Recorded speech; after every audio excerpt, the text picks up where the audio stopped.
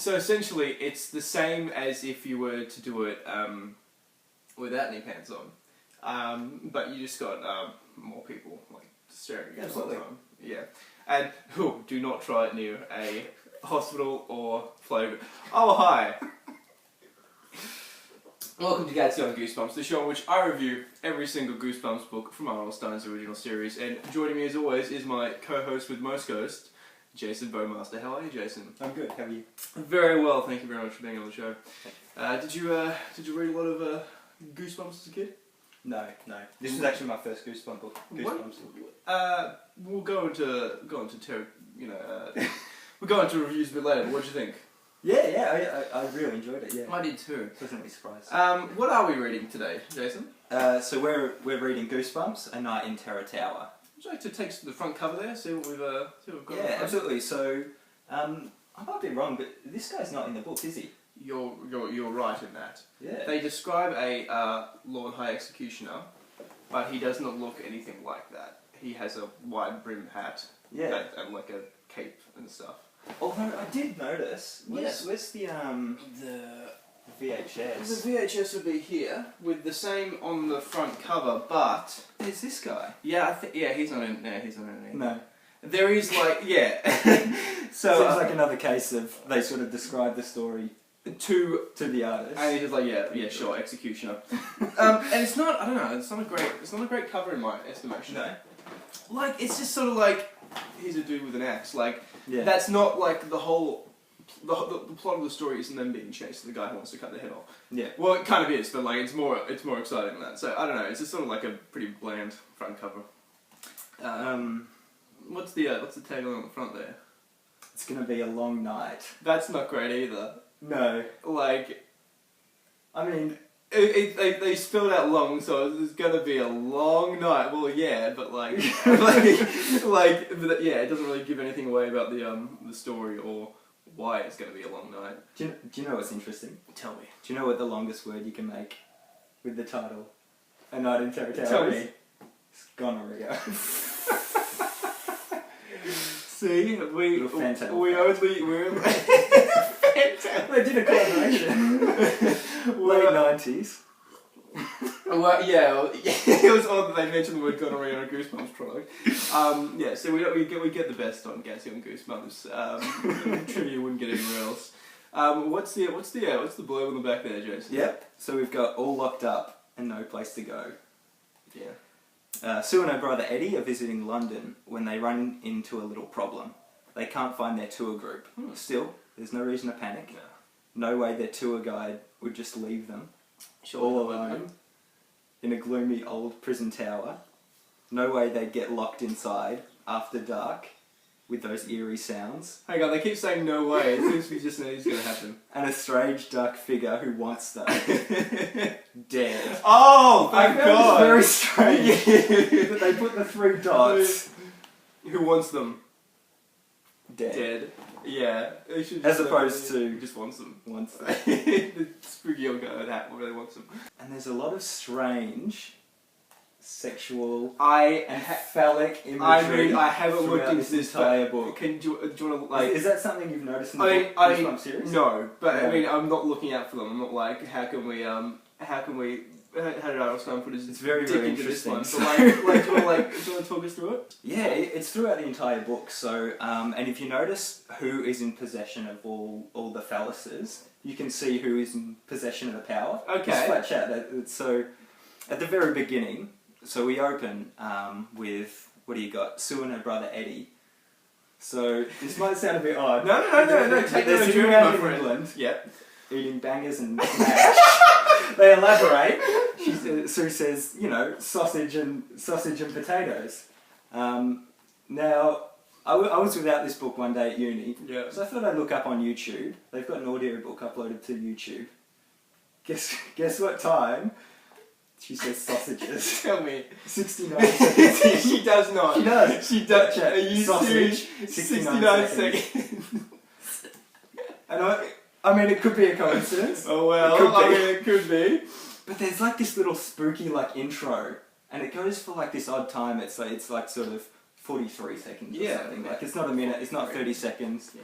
So it's like they've put just enough. Just enough So it to lines line up up to with 60 seconds. 69. Now that's not the only 69 that lines up in this book. No. So anyway, they've had their sausages, they've had their potatoes, and you notice a lot of the time when you've got a phallic image, you've also got you've got the sausage and then you've got the potatoes. Yeah. A bit later in the book, they describe sort of our Lord Executioner, they describe his long nose and his two eyes. It's very sort two of... potatoes. Yeah, it's crazy. Yeah. So anyway, they head off to this place called Terror Tower. Terror Tower sounds like a theme park or something. Yeah. Like not something that they said was like... I mean, I guess Goosebumps, A Night in the Tower of London. Doesn't Yeah, sound quite as sort yeah. of threatening. No, just be like, these kids go explore the Tower of London and learn a lot about history. Yeah. So they go in. Do you remember what the first torture device that they... Is it the rack? The rack. 6 minutes, 9 seconds. And do you remember? No, what she did. It's not 6 minutes. Do you remember what Sue says as soon as they see the rack? Where are we? Chapter 3. I think she says it's real, doesn't she? It's real. and so what's our tour guide's name? What's Mr. his... Starks or Stakes? So where are we? Mr. Starks, yeah. So this is the rack he proclaimed, waving his red pennant on it. So even if no one knows, it's sort of a flag. So he's Waving wagging his flag, and which could be seen as a flag. And it's military. This rack. It's red and It's like real rack. and Yeah. inflamed and angry. So there's a lot of coincidences within this book. They go on. Sort of in the end, they lose their tour group. Yeah. The second piece of torture device that they sort of notice is a pair of handcuffs, which has a certain sort of S&M Certainly. association, as does this leather-clad gentleman. Yeah. You know, and the way he sort of holds his axe. So there's this association between sort of, I suppose, sexual dominance and power and terror, which is something it's actually very prevalent in sort of horror and sci-fi. Yes. So they get pursued by this executioner fellow. Yes. At one stage, so he reaches deep into his cloak and pulls out what Sue describes as some white balls. but then she thinks they're these white balls, but then she realises that they're actually just stones. Magic stones, yeah. But I thought it was interesting that she pointed out her first instinct is called and again, these balls are another source of sort of power within the book. And whenever our little stealing friend pickpockets, the power swings into our hero's domain. So whoever has his hands on his balls has the power. Another spot you see this is so they're being pursued by this bloke, and they see this workbench. Sue grabs a torch. Yep. Phallic imagery, and points it towards a low tunnel. and then, so throughout this book, the people in power are the ones who are described as long and hard, and so at no instance are sort of our protagonist described it that until they get the torch, and they run hard into the tunnel. So she points her torch at the tunnel, and then goes straight for it. I thought that's very interesting. Yeah. She drops the torch. He points towards her. She loses the power. Someone else is directing that symbol towards her. Yeah. The rats. Okay, wait, what are the rats? So the rats sort of come running. Yeah. Running through this. It's essentially a sewer. It's a tunnel. It's a tunnel. They themselves are in a long tunnel. Yeah, absolutely. So they sort of escaped the domain of this giant phallic symbol, and they're in safety again. They escape from this guy who's chasing them around Terror Tower. Yeah. And they're like, oh, that was crazy. You know, he kept saying stuff like, you know who you are. Yeah. You know why I want you. Come with me. You must come now. Yeah. He does say that. So like that was so weird. So they escape the tower and they're like, all right, let's go to the hotel where our parents are staying. Yeah. they're here in London for a big conference. Let's go to the hotel. Yep. And when they try to pay, they get a taxi there, and then when they try to pay the taxi, their money is like all old money, like gold sovereigns and like really big heavy coins. I found this really odd because presumably they're in modern clothes. We don't want to give anything away, but they are in modern clothes. Yeah, clothes. they're in like this old money. It does. Yeah, it's what? Yeah, like why wouldn't their money be also updated? How did they pay for the bangers? How did they pay for the bangers? Not good point. Yeah, Not that's not specified. the No. These are the questions we need to ask. So the taxi driver's like, so look, go get your parents, get them to pay me some real money. So they go to the hotel and they try to like find their parents' room, and they realise they can't remember. They go to the hotel room. There's no one in there. They go to the front desk and try to ask where the parent, what conference is being held. Yeah. He says there's no conference here. He's like, all right, I'll find your parents. What's your last name? Can't even remember the last name. Remember. Then they sit down to eat. They're like, we don't know our last name. We don't know. We have no memory besides that today. Yeah. And you get sort of no hint of that up until this point. All of a sudden, they realise they're completely stuck without their memories. Yeah. All they know is their first names and apparently their parents at a conference. Anyway, taxi driver comes back. Yep. Wants his money. So presumably he was resolved to like look through the entire hotel just for like these two kids. But so anyway, they run away from him, and then they run back into the executioner. This guy who was following around at the tower, chasing them through the sewers with his big brimmed hat. Yep. And I think at that point he demands his balls back. He demands his balls back, which Eddie took from him in the sewer. Yep. So he gets his balls, and he's got his balls firmly in his hand, and I think he does a spell, and and suddenly gains power, transfers back, and they're somewhere else. Yeah. Or sometime else. So, what? Do you want to take us from there? So Sue noticed that they're not in 20th century England anymore. It takes her a while to cotton on, doesn't it? Yeah, it takes her a while. She has to see a few sort of old, smelly people. Yeah. Not necessarily old. Probably a bit young, but probably definitely smelly. Yeah. Bratty clothes. So they run hard. They escape this executioner temporarily. Yep. Until I don't know. The small boy disappears. He does. He gets like she turns around and he's gone. Yeah. So he goes into this little shack where she bribes this old woman to hide her. And the old woman's like, "All right, I'll take your money and I'll hide you." Then like 10 seconds later, executioner walks in. She's like, "Yeah, I will keep your money though." Yeah, that cracked me up. Yeah. So pretty much they get carted away back to Terror Tower. To the tower. Back in I suppose medieval London. Yep. Now at this point, what we should have stressed at the start. The tower is famous because it's where a prince and a princess were smothered in their sleep. Susanna and Edward.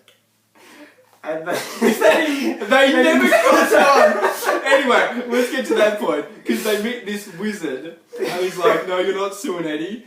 You're Susanna." And we're like, "Why are you calling us that? That's not our name." Like, presumably that's what your parents called you. You just called Sue and Eddie for like short. You're like, "What? What is this strange name you're calling me?"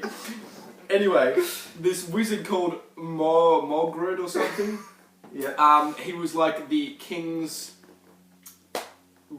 wizard, like a wizard, magician, and like the king and queen are dead, so the king's brother has taken over, and he's like, well, to stop any threats to the throne, I'm gonna kill the prince and princess. So they were actually the prince and princess all along. So Mogred or Modred sent them into the future with false memories to like keep them safe, but the executioner terminated himself into the future to like to bring him back. Because he saw this magical thing transpire, so he knew how to do it. Yes, that's right. Stole the stones. It is. Went to the future. He's not a very masculine character, is this Mogred? No. No, compared to like the macho Lord High Executioner. Well, you gotta remember when we meet him. What's he not in possession of? He doesn't have any stones.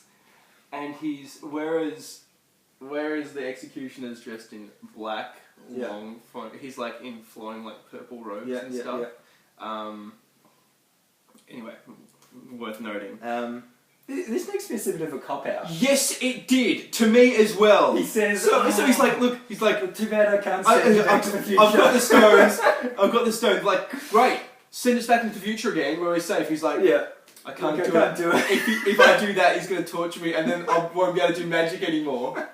He's like, I'm really, really sorry. He like starts crying. But even the initial thing, he sort of says, look, I'd send you back to the future, but I don't have my stones. and then Eddie comes forward, he says, I've got the stones. And he's like, okay, I could do it, but like, listen, I really can't. I just... Like, you'd think a honourable character would be like, yes, I will die, I'll keep you guys safe. Who cares if I can't do magic for the king anymore? Like, this teenage boy and girl are going to be safe. He's like, I'm really sorry. And he just walks out. He's like, he gives a hug. He's like, I'm sorry. I've done all I can, guys. But before he does like tell them the spell to use. Yeah. So he leaves and. But he keeps the stones so that so they can't do it. Yes. He didn't intentionally give them the stones. Yeah. Edward has to take the stones from him because he was just going to leave with them. And go, hey guys, like, I've done all I can. So anyway, now they know the spell. And just as like the executioners come upstairs to presumably smother them in their sleep, Eddie or Susan does the spell. I can't remember. One of them does the spell, clutching the balls. Yeah. And they're back in Terror Tower in the 20th century. Yeah, and in the exact same moment they're in the middle of Terror Tower again, in the middle of the tour guide. Yeah. And except this time the tour guide with his flaming, throbbing red pennant. It's like, this is where the prince and princess were meant to be killed, but they just disappeared. And then no one will ever know. And then there's a sly voice from behind, and so he's like, alright, what did he say? Anyway, they turn around and Mulgred's there as well. So the clothes change automatically when they go to the future? I suppose so. But not their money. Anyway. It ends really abruptly. It's just like, guess what, guys? Like, thanks for bringing me back. Sorry about leaving you to die in the Middle Ages. But like, and like, oh, that's okay. We need a parent. Yeah. And that's sort of the end. So he says, why don't we do some magic? Yeah. And then they laugh and say, oh, actually, let's just go get some hamburgers. Yeah. Which they can't pay for. Because they don't have like, they are so happy just to accept everything. Like, there's like they know the parents they thought they remembered are a lie. They have no life prior to like this day. They've got no money. They've got nowhere to live. Yeah. They've got this magician they like barely know and like kind of left them to die. He's like their parent now. And they're just like, yeah, this is our life now. Yeah. They really accept it pretty quickly, and they're optimistic. I mean, so I suppose they're a prince and princess, so everything's been taken care of.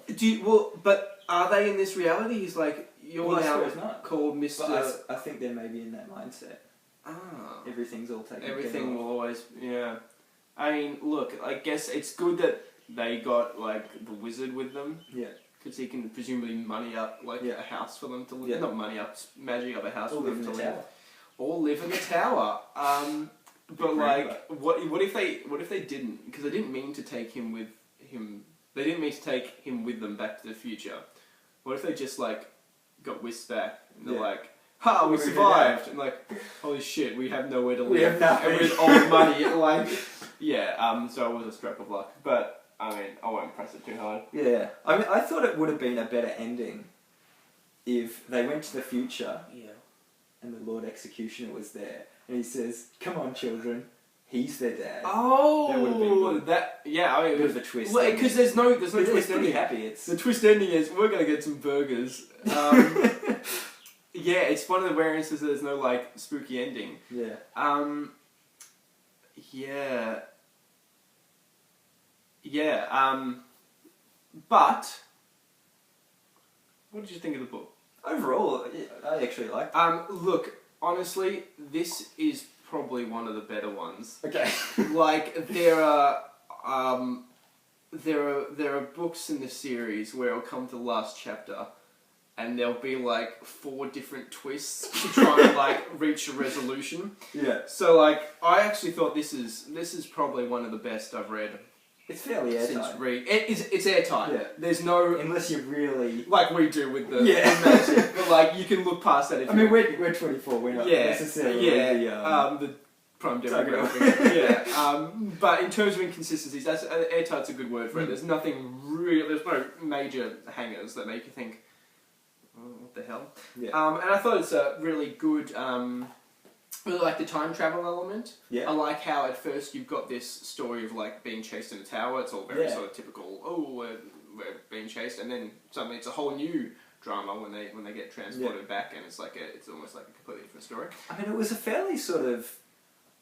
There was that element of surprise as well. I mean, there was a slight bit of foreshadowing in the names of Susanna. Which, like, Edward. which they... Oh, isn't that funny? Yeah. Like, I was more thinking sort of, oh, maybe it's some sort of, like, past life situation. Oh, yeah, or, you know, it could be like it's their ancestors or something. Yeah, absolutely.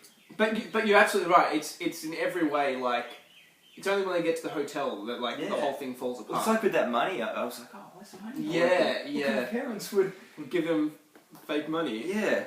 Parents that don't exist. I thought it was good. It was the element of surprise, a few twists, and yeah, a few fallacies as well. I mean, I should say with this whole sort of reading of all the phallic imagery as symbolism of power. I mean, I don't think. I mean, I'm all for phallic imagery and sexual imagery within movies. I think it maybe can be a little bit problematic in sort of aligning male dominance, sexual dominance with power. Absolutely, it's a very sort of... No, you continue. Yeah. Whether Stein is doing this consciously or subconsciously, I don't know. Some have read the Goosebumps series as like a reactionary literary movement against like third wave feminism in the 1970s. Okay. Maybe something. Like the leather. Yeah. Like very big on leather. And that's another thing, all this sort of S&M, I mean, they're dominant and they're subordinate. Yeah. There's another representation of power. Of course. But even this tower, look at that like that is blatant. Yeah, that is a dong. So I give the book a solid 4 bats out of 4. 5. I go with the thumbs up for that book there. You approve of the book? Yeah. Solid 6 out of 9.